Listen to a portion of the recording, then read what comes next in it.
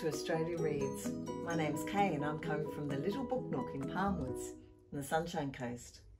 This is one of my favourite books at the moment. It's called Beauty and it's by Sandra Kendell. I have a small family, just my mum and me. Mum says that one of the most important things about family is helping each other. Our dog Miri guards us and Cackle and Chuckle give us their eggs. So I guess they're part of our family too. The big beauty leaf tree shades our house, the chookyard and my cubby. I reckon it should be included in the family. I love our tree. I call her Beauty. Mrs. Lee lives next door, all alone. She hates our beauty leaf tree. She hates how it drops seed pods in her yard. She hates the leaves blowing into her gutters. And she hates how its roots wriggle and creep into her vegetable garden. Sometimes Mrs. Lee yells at Mum over the fence, "You need to cut that tree down. It's nothing but a nuisance."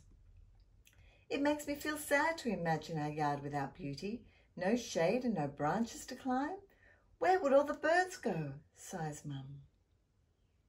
The more I think about it, the more I realise how many animals depend on our tree. Lorikeets, cockatoos and honeyeaters nibble and sip at the flowers. Spangled drongos scold and swoop for bugs. Green ants trudge up the trunk to build their nests, and native bees hover to gather pollen.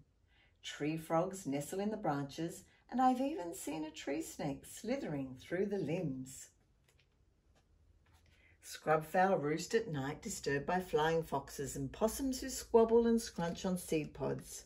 Geckos dart and scuttle after moths and mosquitoes. Beauty has a big family. Cackle and Chuckle scratch in the shade and lizards hunt for insects. Bush cockroaches, crickets and slaters and tiny millipedes scuttle in the leaf litter.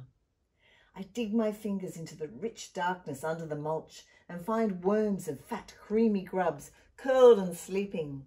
Tiny white threads of fungus lace the soil and cling to roots. Beauty has a much larger family than I thought. Mum says that all living things are part of a network full of helpful connections. These are called symbiotic relationships.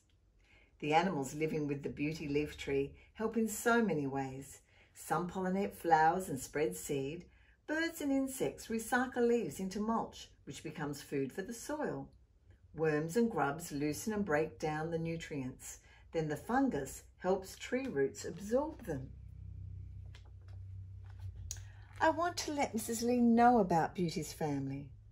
I write a letter to her, carefully fold it around one of Cackle's smooth brown eggs and place it in a small box, which I push into a gap between our fences. When I check after school, it's empty. Each morning I write another letter, and each afternoon the egg and the letter have disappeared from the box.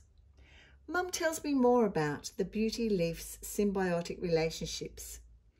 There are hunters like praying mantis, ladybirds and wasps that keep leaf-munching insects under control. Some tiny wasps lay their eggs inside caterpillars. There are even tinier animals, microorganisms which live with Beauty. Some of them help with defence from disease and absorption of food and water, even when it's hot and dry. Beauty uses sunlight, water and a gas called carbon dioxide to make food.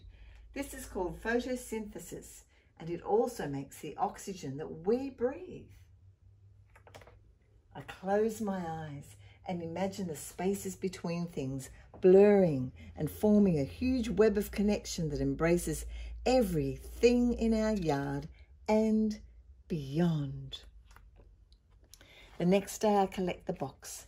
This time it's not empty. It's full of fresh herbs and some cherry tomatoes. There's also a letter. You have taught me a lot about your tree, and now I understand why you love it. Maybe I can teach you a bit about my vegetable garden. Mrs. Lee now comes over for cups of tea with Mum.